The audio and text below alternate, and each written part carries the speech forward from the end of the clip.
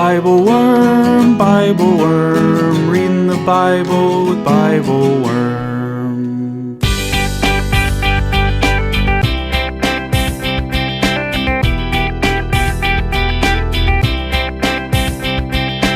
Welcome to Bible Worm, getting to the core of the biblical text. I'm Dr. Amy Robertson, Director of Lifelong Learning and Music at Congregation Onthe in Sandy Springs, Georgia. And I'm Dr. Robert Williamson, Professor of Religious Studies at Hendrix College and Theologian in Residence of Canvas Community in Little Rock, Arkansas.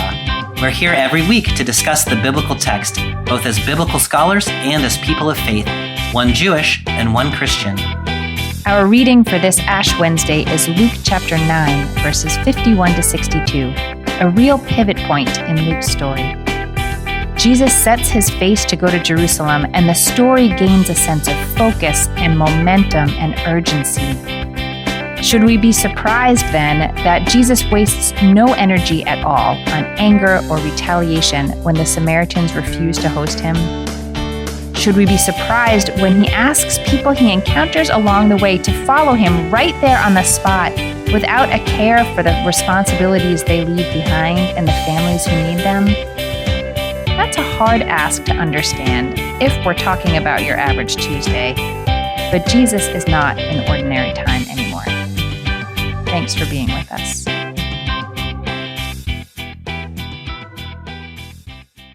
Hey, Bobby. Hey, Amy. Bobby, we have a special episode today. Yes, all our episodes are special, Amy. They're all, but if that actually ties a little bit to what I think about this text, Bobby. If everything is special, then nothing is special. If everything is a priority, Bobby, nothing's a priority. Haven't you heard that line already? I have heard that. And I think that there is truth to that. But I have kids and I love them both very much with everything I got. And I'm just like, y'all are equally important. And my older kid always wants to know, but Dad, who's your favorite? And I'm who's your actual favorite? Y'all are equal priorities in my heart. And I don't think you have to rank everything against each other. That's true. So maybe this is what I like to think about. God is like that. I can manage that with two people. God can manage that with a universe of people. With really quite a lot of people. Yeah, we are all special. And that doesn't demote any of us to unspecialitude. I don't know if that carries over to podcasts, though. Probably not. We can discuss later. But it's a special episode for us. We're reading Luke chapter 9, verses 51 to 62. Really, really interesting text, I think. I actually texted Bobby last night and was like, this is a really weird text. That's the way it was for me too. When I started reading it, I was like, this is weird. And the more I got into it, I was like, this is interesting. So I hope that that'll be the way that this goes, where the weirdness yields to the intriguingness of it. It led me down some very interesting thought paths. I will ask you to sort of ground us in the text and all of that, but because it's a special episode for Ash Wednesday. Right. And I know many of our listeners are likely to have some kind of Ash Wednesday practice. We have a lot of Christian listeners. But will you remind me and anyone else out there who does not have an Ash Wednesday practice, what are we marking? Sure. What are we sort of holding on our hearts on Ash Wednesday? So, Amy, Ash Wednesday is the beginning of a period in the Christian liturgical calendar called Lent, which is the 40 days plus Sundays that leads us up to Easter. And so it's this sort of long period of preparation that's leading us into crucifixion and then burial, and then Easter's on the other side. But we try, during Lent, we're trying not to think about Easter. We're trying to experience kind of the journey of Jesus toward Jerusalem, as we'll talk about today, and the threat that hangs over his life at the end. It's a time of introspection and reflection and repentance. On Ash Wednesday itself, many Christians will go to service and have ashes imposed on their heads, often in the shape of a cross. And sometimes those ashes are actually the ashes from the previous year's Palm Sunday palms that have been burned and then stored for the year and then marked on the head. And the pastor will say something like, you are dust and to dust you will return. So it's a reminder also of mortality. So that's Ash Wednesday. There's probably more. There's always more that one could say. I think that gets us in the ballpark. Okay, so that's the occasion for the reading of this text. And what the narrative lectionary has given us is Luke chapter 9, verses 51 to 62. We read up to, verse 45 in this chapter, I think last time. So there's just a little bit of gap between there and here. What do we need to know? Either filling in that gap or just sort of grounding us back where we've been. What do we need to go? Well, last time we were up on the Mount of Transfiguration, you remember, and then when they came down, the disciples tried to heal a man's child, and they couldn't do it. Yes. And Jesus got frustrated with them. Then at the very end last time, Jesus started to talk about his arrest and the suffering that he was going to undergo. And it had that little note, they were afraid to ask him about it. Like, he's been giving them this, like, hey, we're headed to Jerusalem and it's gonna get ugly. And the disciples can't take that on board. They start to argue with each other, actually, in the next little bit about who is the greatest of them. And Jesus says, that's the wrong question, y'all. You have to lower yourself, not try to raise yourself up. There's one really interesting bit in 49 and 50 that it's just so intriguing to me. One of the disciples said, we saw somebody who's using your name to cast out demons, and we tried to stop him because he's not one of us. So like somebody, we don't know who this person is, using like in the name of Jesus and casting out demons. And Jesus replies, don't stop him, because whoever isn't against you is for you. Which is just this really like somebody is sort of pretending to be on Team Jesus who maybe isn't on Team Jesus. Yeah. And Jesus is like, you know what? It's fine. Because I guess because the outcome in the world, the casting out of demons, is also what Jesus values. And so he's like, yeah, it's fine, I think. I mean, I found those verses just arresting, fascinating, because I have the phrase the other way in my head from popular culture, whoever is not with us is against us, or something like that, unless I just learned the phrase wrong. I don't know. But to know that there's someone out in the world who's sort of like speaking on your authority, that you don't even know them. Yeah. Like that is, that thought causes me a little bit of distress. Yes. But Jesus's response, I think, as you're saying, like, we're working toward the same end here. Right. So don't sweat the small stuff. Yeah, I think that's exactly it. Don't worry. And it's not even just small stuff either. Like that's, it's not small using stuff. your name, like invoking the name of Jesus. Like that's really close to one of the commandments about not invoking God's name, Yeah. And so Jesus is just like, don't sweat the big stuff. Like if we're all on the same, like if we're all after the same thing in the world, then let's don't pick fights. Then let's don't pick fights. Yeah. Yeah. I think that's fascinating. And I guess I just want to hold that. I just want to hold that in the background. I don't know if it will come up in the reading of this text or not. My edition, the NRSV that I have, that has a clear paragraph break there. Like there's a space. Like these texts are not related to each other. So maybe we'll find that they're not. But I don't know. That's pretty stunning to me. This next verse in 951 is not just a transition in this chapter, but it's actually a major transition in the Gospel of Luke, because this is the moment, like up until now, we've been in Galilee. Yes. Now we're getting ready to head toward Jerusalem. And so it's like a pivot point of the gospel, right at that break that you're talking about. Well, shall we get into it then? Let's read this one. All right. I am reading from the NRSV, and I'm picking up with verse 51. When the days drew near for him to be taken up, he set his face to go to Jerusalem, and he sent messengers ahead of him. On their way, they entered a village of the Samaritans to make ready for him, but they did not receive him because his face was set toward Jerusalem. When his disciples James and John saw it, they said, "Lord, do you want us to command fire to come down from heaven and consume them?" But he turned and rebuked them. Then they went on to another village. these disciples are, I mean, we'll get into more depths, but they just are cracking me up. Like, Jesus is saying all this serious stuff, and in the part we didn't read, it's like, they're like, who's the best? I'm better. Like, they're like having foot races or something like that. Yeah. And here, should we strike them with fire? It just seems like such a, I don't know. They are very invested in power and wielding it in various ways. They are invested in power and wielding it. They are like a little trigger happy with the power. Yeah, they are. They are. Okay, so this phrase, set his face to go to Jerusalem. I mean, wow. And that's not a normal way. Like, what do you think the text is trying to convey there? That is it about his mindset or his sort of emotional landscape, or is it like a GPS? Like, how do you think about that phrase? I think it contains more than one of those things that you just said. In the Greek, it's literally he hardened his face, which I read as like he steeled his jaw or something like that. Like he's like real determination. Determination. He knows that he's going to get, there's a blow coming his way, and he is preparing himself to take it.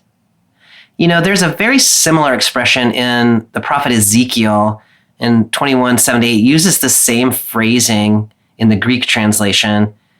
And Ezekiel often God refers to Ezekiel as the Son of Man, the mortal one, as it's sometimes translated. And so that chapter, the verse says that the Son of Man should set his face against Jerusalem, by which it seems to mean to prophesy against Jerusalem.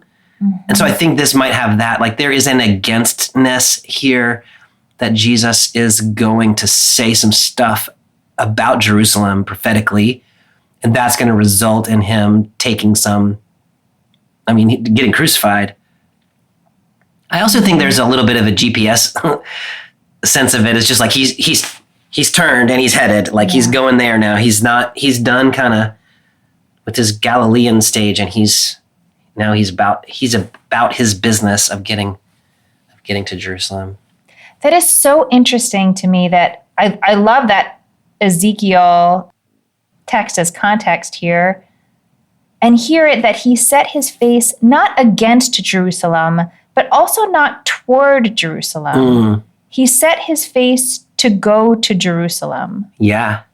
It was making me think about the texts that we read. Gosh, I don't even remember if it was this year, but I think it was when Solomon was setting up the temple. Was talking about prayer being always oriented toward the temple in Jerusalem from wherever you are. And so I was wondering, like, there is this determination that is called for because Jesus knows the suffering that awaits him. Yeah.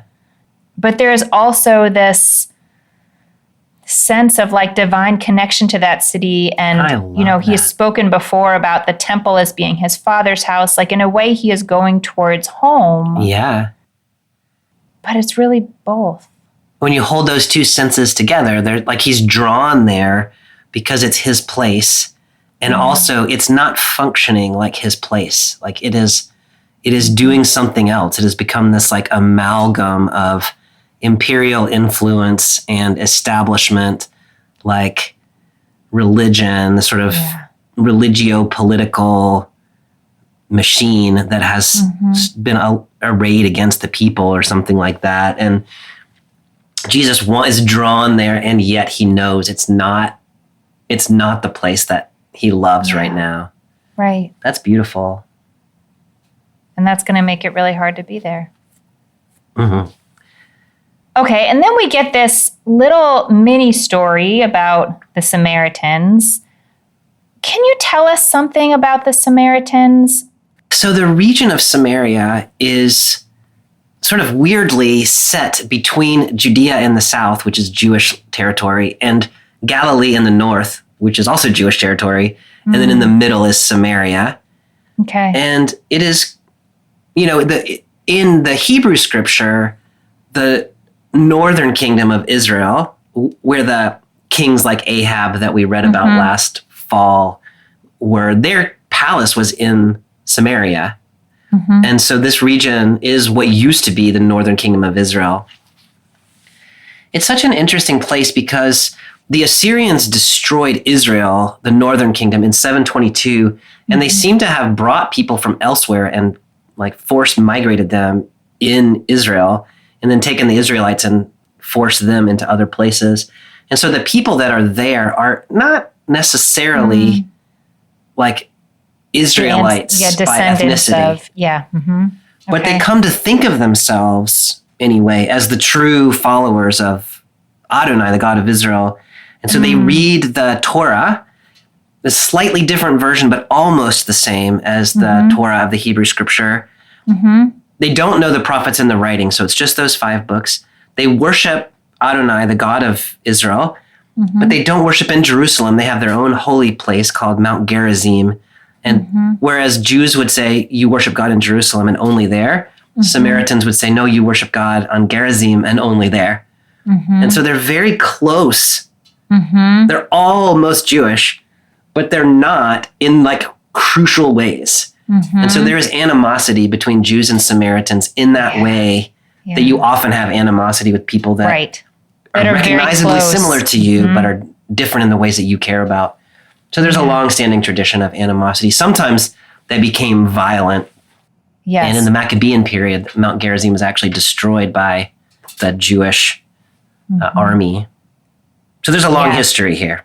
Yeah, Josephus has got a lot of stories about the fighting between the Samaritans and the Jews. And it was real. No joke. It was real. One of the things that's interesting is a lot of Jewish travelers actually wouldn't go through Samaria. They would cross the Jordan, go up through, what is now Jordan, and then Syria, and then cross back over once they got past Samaria. And so it's interesting that Jesus, I guess it's the more direct route to go through Samaria, but he's done a little thing here by GPSing it that way instead of taking the bypass. Fastest route, which kind of, I don't know if this would be why, but it kind of, along with many other things in this text that we'll uncover, lends itself to the sense of urgency. Like now that we're going towards Jerusalem, we're not dallying. We're going right. We're going straight.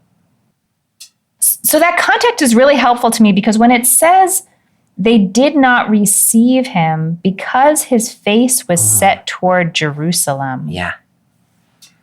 So do you understand that as like, if Jerusalem is your, North Star is the wrong word, but it's like, if that's where you think is like the center of action or whatever, then you're not one of us. You're a Jew. And so we won't have you. I think that's one of the ways of reading it. And honestly, it was the first one that occurred to me. Is you're a Jerusalem guy. So we don't want anything to do with you because we're Gerizim people. So we're just gonna be unhospitable to you. I think that is a totally legitimate, reasonable, maybe the right way to read it. The other way that occurred to me, as for some reason, as you were reading the text a few minutes ago, is he set his face to go to Jerusalem, and I think it's clear enough probably that Jesus is not going there for like a picnic. Like, he's gonna cause some trouble in Jerusalem. And so you could also read it as the people of Samaria don't want to get involved. And so if the authorities, both Jewish and Roman, get upset about whatever Jesus does when he gets to Jerusalem, the Samaritans don't want to have like aided and abetted Jesus's mission. I don't know that one of those is better than the other, but they open up really different possibilities about what you might then do with this text. And maybe this is almost starting to feel like a side point, but it's making me think of the last text that we read together where it was this like sort of Roman style dinner party with the Pharisee and the woman who's a sinner. Oh, it was 2 texts ago. And there was the Pharisee had a concern that Jesus shouldn't be associating himself with a sinner. And we talked about like, okay, maybe there's like actual purity temple concerns, but we spoke about it a little more broadly. Like there are just certain people you don't associate with because you don't want to get pulled in. You just don't want to be associated with them because that means that could get you in trouble in some way. So that's interesting to think that maybe the Samaritans were concerned that they would get caught up in a fight that was not theirs. Like the Jews are having some kind of internal argument here that seems serious, and we are not in it. I'm kind of drawn to that interpretation today. But I think the other one where we don't want to welcome you because you're not our person, you're on the other team, I think also has some things to commend it. Does it surprise you that, like, Jesus says nothing about this? Right. Yeah, he's just not interested in this at all. I mean, he just, like he tells his disciples, no, we're not burning down the house. Right. Yeah. Thanks what do you make of guys. them wanting to call down fire from heaven? So it reminded me of two things. One thing it reminded me of right away, and then the other one, it wasn't until I'd read on further that it made me think of that. First, it made me think about this story of Elijah in the beginning of 2 Kings chapter 1. And he is sort of prophesying against the northern kingdom at that point. And the king there wants to know, like, how bad his medical situation is, but sends his people to go consult a different deity. Yeah. And so Adonai communicates to Elijah that, well, no, the king is not going to live very long, but you need to ask them, why are they going? Right. Like they have a God, it's Adonai, why are they doing this? And when Elijah does that, the king doesn't like that very much, shockingly, and sends a little military squadron out to him, and Elijah just rains down some fire on him. Calls down fire from heaven. Yeah. Yeah. It reminded me of that text, and it also reminded me of a text that you and I have read together a couple times in 1 Kings 18, in which Elijah has a contest with the prophets of the foreign god Baal. Yeah. And calls down fire in this, like, is your God Baal the real God, or is our God Adonai the real God? And so the fire demonstrates. And so I think both of those they play it with this text in different ways, but I think they can both be background to what, like, we've got this contest and also this sort of, like, what do we do with people who worship other gods? We've got both of those kind of caught up here. No, I think that's just right. The other text it made me think of eventually was also in Ezekiel. In chapter 16, Ezekiel is talking about Sodom and Gomorrah, which of course is also destroyed in some kind of fiery situation. And in Ezekiel 16, it says it's because they were really unhospitable. Yeah. And that is sort of what's happening here. Like, if that's, yeah, I mean, Sodom and Gomorrah is a much more extreme example of what we mean by unhospitable, but yeah, there's a possible connection there too. I had not made that connection, Amy, but that's a good one too. If the sin of Samaria is inhospitality, which is what Ezekiel says about Sodom, then calling down fire is, like, historically the punishment. Yeah. It's so interesting the degree to which this text that we're reading is playing with those Elijah-Elisha narratives. Yes. Back in 51, we had the reference to Jesus about to be taken up into heaven. Oh, that's right. Which sounds like Elijah getting taken up into heaven on the chariot. It sure does. And we just saw Elijah earlier in this chapter, actually, on the Transfiguration story. We're in the region of Samaria, which is the region where Elijah prophesied and where all of these things that we're talking about happened. And so, like, that is the background there. And so in some ways, I feel like the disciples may just think, like, well, Jesus is a lot like Elijah, and we're in the place where Elijah liked to call down fire on people. And so maybe that's just what you do. Yeah. And it just reminds me of some ways throughout this gospel that we've been saying Jesus is recognizably in the mold of Elijah in Luke's gospel, but Jesus is not the same as Elijah in Luke's gospel. And, this might be one of the differences, is that Elijah likes to call down fire. And the disciples in that tradition are like, yeah, let's do that. And Jesus, I'm not interested in that part of Elijah's prophetic ministry. I just had one other thought about this that I'm sort of processing in real time here, but I realized when I read the disciples' suggestion, I kind of laughed because I was like, of course Jesus doesn't want you to do that. Like, that's dumb, guys. You really don't get it. But it's not that Jesus doesn't talk about judgment and like harsh harsh things. It's not that everything is going to be, flowers and ponies and Right. whatnot. Can you articulate the space between those things? Do you think this was a crazy thing for the disciples to suggest? And how does it relate to the other sort of judgment thing coming? I mean, I think part of it is what we were talking about earlier, which is that Jesus has a fight in mind, and this is not that fight. So it connects a little bit to that passage you and I were talking about, if whoever isn't against you is for you. Yeah. Here it's a little different. It's like whoever is indifferent to you, it's fine. Don't pick a fight just because you can. And so his beef is with the establishment in Jerusalem, not with the Samaritans. And so don't get distracted. Yeah. It's not that what they're doing is right. It's that's not what you're doing right now. It's not what you're doing. And it's not that big a deal. They just weren't welcoming to you. Yeah. It's fine. Don't let that be the thing. The other is that the fight Jesus has in mind with Jerusalem is not a rain down fire from heaven kind of fight. It is lead with self-giving love that results in your crucifixion by the empire. And therein is the victory, is in the resurrection over the power of death. It's a very different kind of almost, it's a non-violent sort of change of the system, which is very different than the calling down of fire on the people. When we get into some of the apocalyptic text, especially Luke is less apocalyptic than Mark, but there is a sense of judgment in this text. But we've seen already that John the Baptist was very fiery in that sermon in Luke 3, but Jesus has been less fiery than that in his own understanding of his mission. That makes a lot of sense to me. And it ties back to the beginning when I said not every podcast can be special, and not everything can be a priority. But what you're saying in part, why his yes, he does, I'm sure, think that the Samaritans should host him, but that's not the issue. Right. That's not. We don't need to focus on that. Yeah. This is kind of a silly example, but when I was younger, I used to be I had a lot of road rage. And if somebody cut me off in traffic, I would find a way to go around them and then cut them off back again. Or, that would get you killed today, Bobby. Yeah.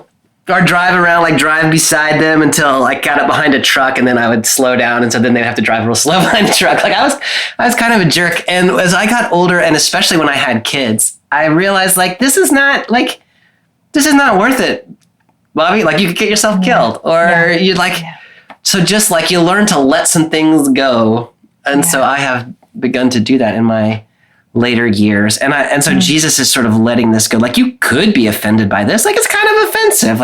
People are no, we're not going to welcome you in our place because you're not the right kind of person, or because your allegiances are wrong, or whatever. You could be offended by that genuinely.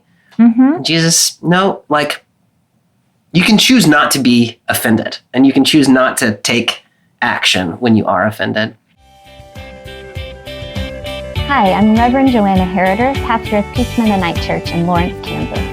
Last year was my first year preaching through the narrative lectionary, and Bible Worm quickly became my first and usually most significant Bible study tool each week.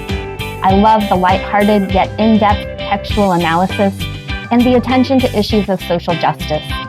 Sometimes I just want to take Amy and Bobby's closing thoughts and offer that as my sermon. But I don't, I promise. This year, I decided to support Bible Worm financially and join their Patreon at the basic $4 a month level. If you're one of those responsible preachers who start sermon prep more than 5 days before the sermon, you can support at a slightly higher level to get early access to the content. Just go to patreon.com/BibleWormPodcast. Let's all do our little bit to help Bobby and Amy continue creating this valuable resource.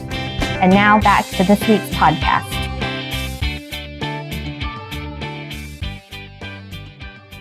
All right. Are you ready to move on? Let's see what happens next. I'm picking up in verse 57. As they were going along the road, someone said to him, "I will follow you wherever you go." And Jesus said to him, "Foxes have holes and birds of the air have nests, but the Son of Man has nowhere to lay his head." To another he said, "Follow me." But he said, "Lord, first let me go and bury my father." But Jesus said to him, "Let the dead bury their own dead. But as for you, go and proclaim the kingdom of God." Another said, "I will follow you, Lord, but let me first say farewell to those at my home." Jesus said to him, "No one who puts a hand to the plow and looks back is fit for the kingdom of God." Okay, 3 people here who speak with Jesus along the way. Do you see any kind of particular progression between these people? Like, do you see any relationship in how this unfolds? I noticed a couple of things, but I don't know that I have a coherent thought about it yet. I love incoherence. Of these 3, the first and the last voluntarily say, "I will follow you, Jesus." Mm-hmm. This is really unusual in the Gospels. Normally, Jesus is inviting people, like saying, "Follow me," and then they follow. Mm-hmm. So here, you've got 2 people saying, "I will follow you." But the middle one is then Jesus invited somebody and they sort of hedged on it. So you've got both of those different modes. Mm-hmm. That's what I got. That was my observation of the text that did not yet land anywhere. My pre-interpreted observation. I try to get my students to do. That's helpful to me because that is not the observation that jumped out to me. I mean, what I noticed first of all was that the first person, like, that's pretty good offer. Yeah. I will follow you wherever you go, period. Yeah. And Jesus's response is a little grumpy. Yeah. but real. Do you read Jesus there as saying, like, "Don't come with me"? Or Jesus as saying, like, "Let me tell you what you're getting into"? I just read it as Jesus complaining. But that doesn't understand for good reason. But I think your suggestions are more interesting. I mean, Jesus literally just tried to stay in Samaria and no one would let him stay there. So, like, yes, he might be working some stuff out right now. Yeah. But yeah, maybe it is a way of saying you may have nowhere to lay your head. Like, you're giving up a lot. Yeah. Do you understand what you're getting into? Mm-hmm. But then the other people the second person, you're right, he asks, and the guy says, "Yes, but I have to bury my father." Yeah. That's a pretty good reason, I think. It's an amazing reason. And it's, this is like the 10 Commandments, right? Like, honor your father and your mother. Like, some of that is about, like, being a good kid while they're alive, but some of that is like tending to them properly when they have died, right? Right. And it's not, this is a very short thing that he has to do. Yeah. And Jesus really has no patience for that. Mm-hmm. Or for the person who is like, "Yes, I'll come. Let me just tell my family I'm leaving." Right. I don't know. What do you make of that? These seem very reasonable ties that people want to honor in a very brief way before following Jesus. It reminds me a little bit of, I can't remember. I have so many conversations about this text right now, like whether it was with you or with the Bible Room Collaborative or with my homeless friends at Canvas Community.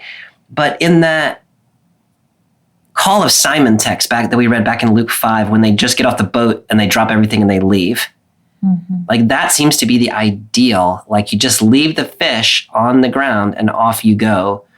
Like, once you have decided to follow the way of Jesus, you just go. And, I think part of the message is there are costs to following on the way. And that if you want to participate in the reign of God, which is what Jesus is representing, like the inbreaking of the reign of God into the reign of the empire, you're either in or you're not. Now, that's what I think Luke is trying to tell us here. Yeah. I want to push back a little bit on Luke, and this may say something about my investment, if not in the empire, at least in my relationships, is that I think you can actually follow the way of God and also value the relationships that you have.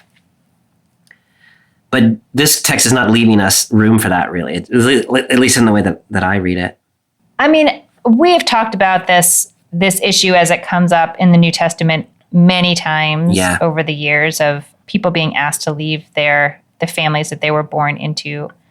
And it's so, I think I understand it differently because of the course of many of those conversations, but it just hurts my heart so much. And I don't know if it's a Jewish thing or a human thing or an American thing. I don't know what it is, but the tradition that I know that Jesus also is emerging from or is within at the time recognizes that, yes, we must care for all people and that we have a particular softness and commitment to certain people. Right. And Judaism really recognizes that it would be unfair to command people, barring an extreme situation, to pretend you don't have that tie, to pretend you are equally tied to everyone. So I really feel a tension here. I really feel a tension with like, just forget them. Like, don't honor them with a goodbye. Don't bury your father. But it does, for me, underscore a kind of urgency. Yes. That goes with the sort of, he set his face. Like something feels fundamentally different about this time that makes it different than all other times in his mind. I think that last point is crucial. And I appreciate your putting it together that way for me. Because I don't know that this instruction applies equally everywhere and always. Mm-hmm. There are particular times of urgency in which everything is on the line. And this is one of them where Jesus is set on his face. And so you don't actually have time to go bury your father right now. Like, that might just take you a couple days to get that pulled together. But by then, like, who knows where Jesus is and what's happening. And so in this time of urgency, you've got to make some decisions that might be different than the decisions you would make in ordinary time, so to speak. Right. Amy, this text reminds me a little bit of Elisha in a couple of different ways. One is in 1 Kings 19, when Elijah puts his mantle on Elisha as his new protege. Elisha says, "Let me go say goodbye to my family." And Elijah lets him go. And then Elisha follows Elijah. And so Elijah is actually a little gentler than Jesus. Mm-hmm. The other thing it reminds me of is in 2 Kings 2, when Elijah is on his way to get taken up into heaven and Elisha wants to come with them. And Elijah says, "No, you stay here." And Elisha says, "No, I'm coming with you." And that happens 3 times. And people keep saying to Elisha, "Don't you understand what you're getting into?" And Elisha keeps saying, "I'm going to stay with Elijah until I see him taken up into heaven." This is not exactly that, but the sort of threefold, "I will follow you," and Jesus saying, "Are you sure you can do that?" Kind of reminds you of that. Although it's not like in that 2 Kings text, Elisha just, like, he keeps going, right? Here, I think you don't know. Like, we don't know whether these people go or not. That's right. Mm-hmm. And maybe that's a way of inviting you and me to think about, like, what would we do? Like, I don't know how it turned out. And so maybe that's a question for us. Yeah. Does any of that strike anything in your own reading? Yeah. I mean, I had not thought about Elisha and Elijah, but I think it's a really interesting sort of contrast to what's happening here. And it makes me think about what is different in the two. What's different in the two stories? Yeah. I mean, there are a lot of things that are different. But what is different in the sense of urgency or time that is passing? What is different in the relationship between the two people? You know, by the time Elisha decides to stay with Elijah, like they have a relationship. They do. And in some ways, I feel like this text it's kind of trying to put relationship aside in a way. It's like asking people to put aside their familial relationships and follow Jesus, to whom they do not yet have a relationship, but they may love his ideas and want to, you know, like, I feel like it's putting relationships in second chair to something else, which maybe sometimes the world really calls for, but I think, as you said before, is not necessarily the right thing for every moment. Amy, somebody in the Bible Room Collaborative, and I can't remember who it was, unfortunately, said this reminded them of the Jewish tradition At least so I am told. Of that, if you want to convert to Judaism, you go and knock on the door of the rabbi, and the rabbi says, "No, go away." 3 times, yeah. And you do it the third time, which may actually itself be related. I don't know. You'd have to fill me in, but I could see it being related to that 2 Kings 2 text we were just talking about. Where it seems more related to that. So somebody was suggesting that this is Jesus just saying like I want to follow you. Are you sure you know what you're doing? I want to follow you. Are you sure you know what you're doing? Now it's 3 different people in that text. Right. But if you and I, as readers of Luke, are reading it, then we choose to ask ourselves that question. The question has been put to us now 3 times.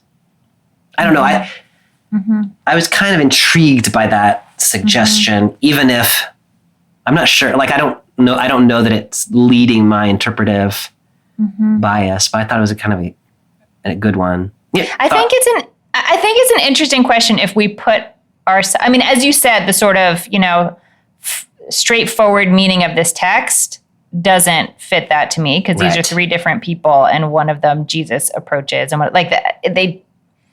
they don't seem, But as you're saying, if we imagine ourselves sort of in this conversation with Jesus through the text, then I can imagine maybe some comparison. And probably the reasoning is similar. Like you're taking on something serious. Right. And there are hard things about this. Like whatever you think is going to be so like lovely, hopefully at some point there'll be nice things, but like you have to be serious about this, because there are times that it's going to be hard and you're not going to want to do it. I think that's an important reminder in our culture, in which oftentimes Jesus is like your buddy, and religion is about like feeling better about yourself. Yeah. And I mean, that is part of it, but that's like way down. Like you feel better about yourself because you reorient your life in really difficult ways toward the like thriving of the community of God, and not because like everything is easy. And so I think that sort of warning of like, there's some really hard stuff. I think that is, if not necessarily embedded directly in the text, it is at least useful for the living of the day. Amy, there's a couple other things in here that were really interesting to me. One is that phrase, "Let the dead bury their own dead." That doesn't make any sense. The way that I have been reading that is like, basically like you have the alternative. We sometimes talk about like, you can enter into the reign of God. Like you can enter into the life after life right now. You can live your true life right now. And, in this gospel, that's been like, if you receive the baptism of John, or if you follow the way of Jesus, like you start living in the reign of God now. And that maybe is life. And so what Jesus is saying with like, let the dead bury their own dead, is like, let the people who haven't caught on to this new life take care of those things. But you really get what life is. And so don't step back out of it. Something like that. Yeah. Yeah. No, I think that could make sense. I like Amy's skeptical face. No, you got my mind going in a different direction while you were saying that, but I think that'll take us off course. No, I mean, I think that makes sense. It certainly feels like some way to say like, you can't concern yourself with that. And you're just going to have to hope that, yeah, I think that makes sense. People who are not on board with this are essentially the walking dead, and they can take care of the actual dead. When you say it that way, that sounds really sad. A little harsh. Yeah, harsh. Yeah. I am dying to talk about this plow. Let's talk about the plow. What do you know about plowing? Why is it such a big deal to look back once you start plowing? Is that like you're driving a truck and you're like, look away to text and then you crash into something? Or like, why this metaphor? That's so interesting. Like, I say often, like, let the metaphor be concrete before you make it be metaphor. And in this case, I skipped straight to the, like, once you like set your face toward Jerusalem, once you put your nose to the grindstone or whatever it is, like, which don't ever do that, by the way. It's like super painful. I took that very literal. No, I'm just kidding. So I took it that way, is like, once you've decided to do the work, do the work. So I don't know, like, I have plowed in my life, but rarely, and not in the way that an ancient person would have plowed. Yeah. And so maybe you don't make the rows straight, or maybe you run the risk of cutting off your foot. I don't really know. Right. How are you reading that metaphor? I mean, I really don't know anything about plowing, so I can't really inhabit the metaphor very well. Yeah. I will say this is the part that made me think of the story of Sodom and Gomorrah. That if you look back, like there's a kind of urgency in that story, in that moment, like their world is on fire. Like you have to get out, and you have one chance to get out. You cannot look back. And then Lot's wife looks back and turns into a pillar of salt, which is a very strange detail. But it made me read this whole story a little bit differently, with that sense of urgency in mind, and that sense of like the Walking Dead bury their dead. Like we have to move quickly away from this. There's not time to look back. I like that a lot, Amy. The world is on fire, and if you take the time to gaze at it, you're gonna lose whatever. You're gonna be. Yeah, we don't have time for that. But what I like, I'm with you, except that they're running toward the fire right here. That's right. It's like the flip of it is the world is on fire, so we got to get to the source of the fire. So don't look back away from it. But they're also moving towards this, like, I don't know, world to come, this kind of like kingdom of God kind of. You're right. It is. Yeah, it is more complicated. It's not like they're moving to safety. They're not moving to safety, but they're moving away from a place that is, I don't want to say enveloped in sin, because I just don't like that language. I don't either. I don't know. There is an urgency in there. They're moving away from a way of being that at least the story is hoping is going to end, is going to cease to be. I don't know. Yeah, I mean, and in the Gospels, of course, the way that the reign of the empire comes to an end and the reign of God becomes fully instantiated is through the crucifixion and resurrection of Jesus, which like reveals the powerlessness of death and shows the possibility of the power of life. And so you actually do, the way to dismantle, the way to put out the fire, so to speak, is to run into the fire, be consumed by it for Jesus anyway. And therein lies the safety. Yeah. It's different in that sense than Sodom, but it's still a really compelling image to me. The world is on fire, so we gotta get in there. Yeah. It is. I mean, the other thing that's in that sentence, that verse is, no one who looks back is fit for the kingdom of God, or whatever, fit for the reign of God.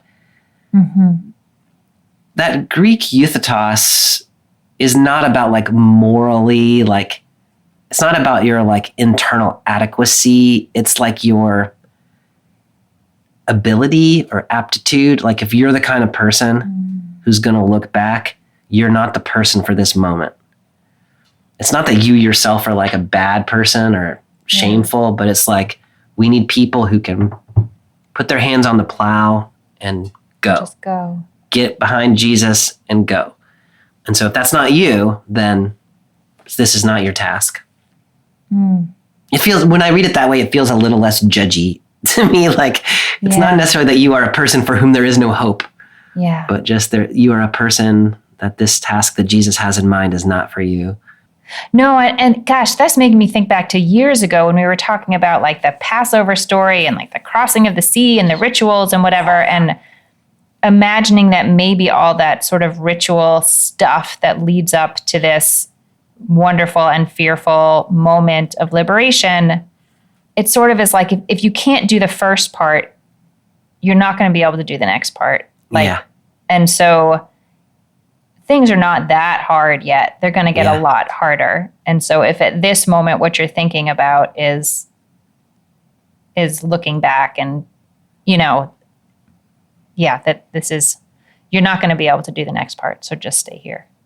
I love that connection, Amy. And you'll have to help me with the details, but when you're talking about that, it reminds me of a story that you told, I think in that episode, that was about like the first Israelite who was wading into the Red Sea, and the waters had not yet parted before him. Nachshon. Yeah. And so the water was like, he was having to actually walk in like he was maybe about to drown and trust that the water was going to separate. Yeah. Yeah. So I love that image so much.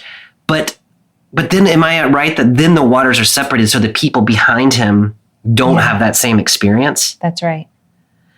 I love that. And I wonder if you could read this that way, that like what Jesus needs in this moment in the text is people who like Nachshon, who can walk in to the raging water, not be fearful about drowning, not turn around and look back. And it creates a way for other people who maybe could not do that to yet still pass through the waters. Yes. Again, to feel the urgency of that moment. Like, what was Nachshon's option really? Like, you want to be killed by the Egyptian army or you want to walk into the water? It seems neither of them are good options. Yeah. And so that urgency allows you to do things that you otherwise probably would not have chosen to do. Yeah. It's a different kind of time. All righty then. As we draw to a close in this Ash Wednesday text, what is rising up for you? My head is a spin with all the things that we have been talking about. Like, I mean, I feel like this text is conflictual at its heart. And at that beginning where Jesus sets his face against Jerusalem, like in my reading, he is steeling himself for the conflict that is to come. And that conflict is about this sort of unholy alliance of the imperial state power of Rome and the established religious power that's in Jerusalem. It's not about like the folks like in Galilee, right, who are doing their best, like people of the earth following the Torah. It's about the establishment and its alliance with the imperial power. And Jesus is saying that's our fight. That's my fight. That's where I got to go. And so it creates this urgency that you're talking about. And it says some of us have to be the Nachshons or whatever who are willing to walk into that, even though it's super scary. At the same time, there's this other conflict with the Samaritans. And he could have gotten distracted by that. His disciples got a little distracted by that. Yeah. But Jesus said no, like this sort of long-standing feud, this sort of like side disagreement, like that's not the thing, y'all. The world is on fire. The empire has started to wield its power against the people. And so we've got to head there. And so, I mean, we in our time know some things about an unholy alliance between the governmental establishment and the established religion that is arrayed against the people.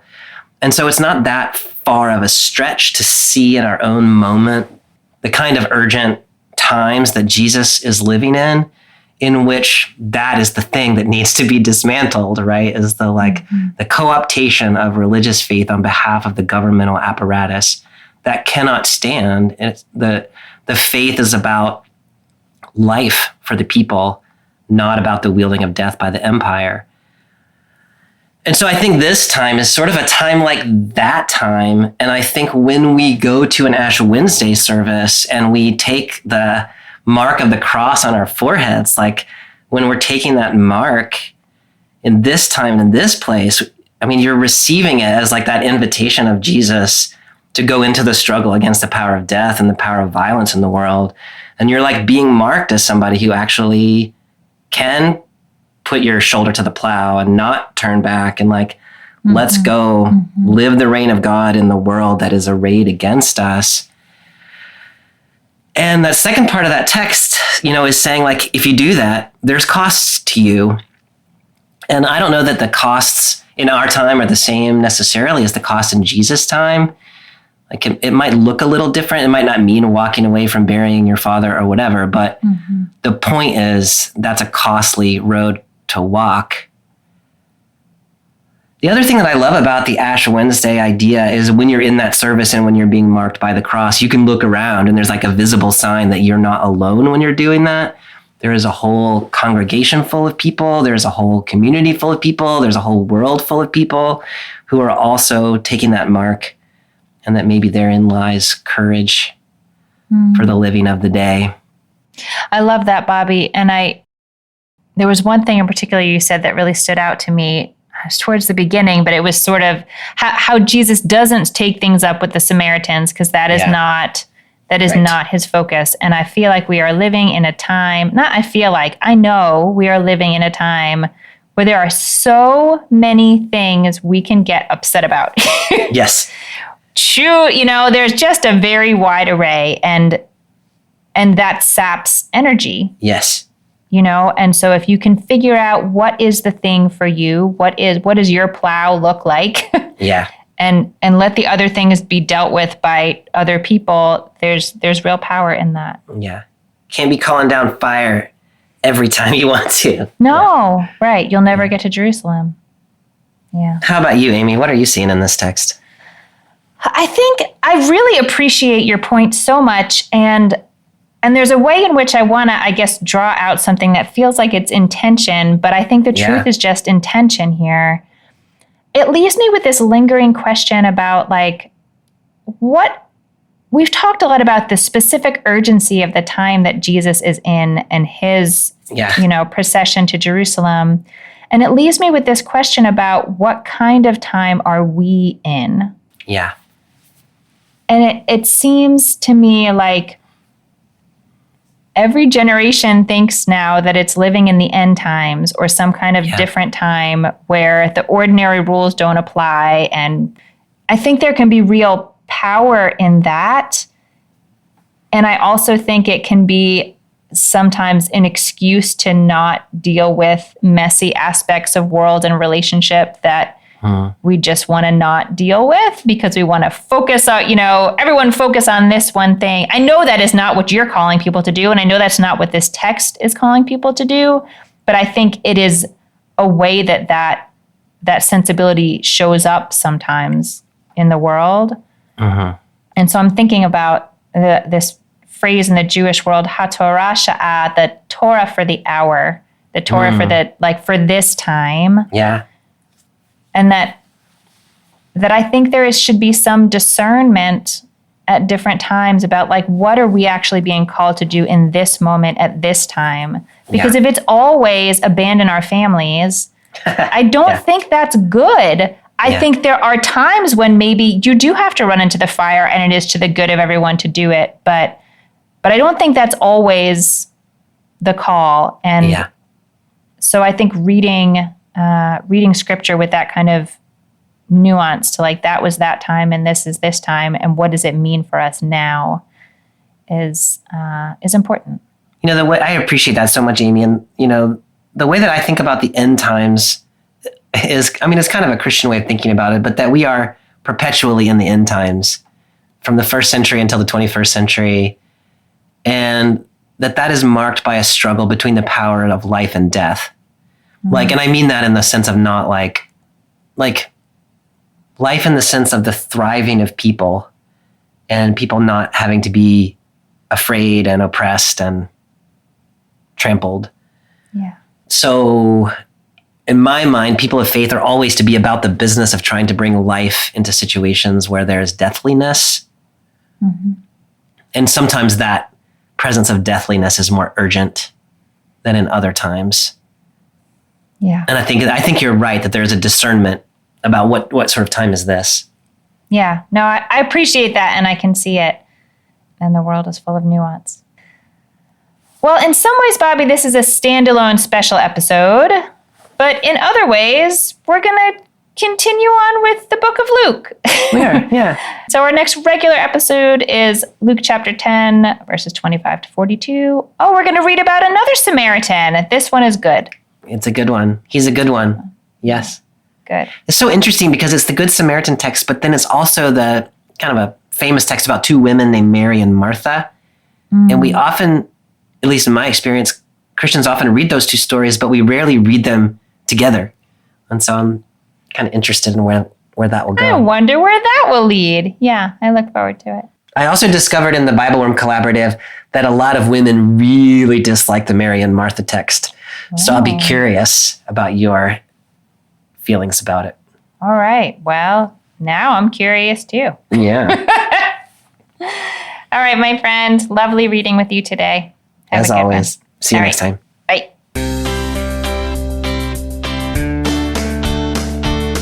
Thanks for joining us for this week's episode of Bible Worm. If you've enjoyed this free podcast, we hope you'll help us keep it going by joining our Patreon for as little as $4 per month. You can also sign up for other goodies like early access, video lectures, weekly liturgies, and more. Visit patreon.com/BibleWorm podcast for details. Bible Worm is produced and edited by Bobby Williamson.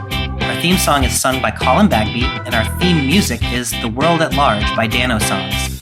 Many thanks to all of our Patreon supporters for helping make this podcast possible.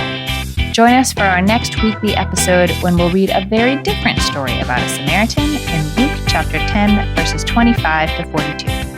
Until then, keep on digging.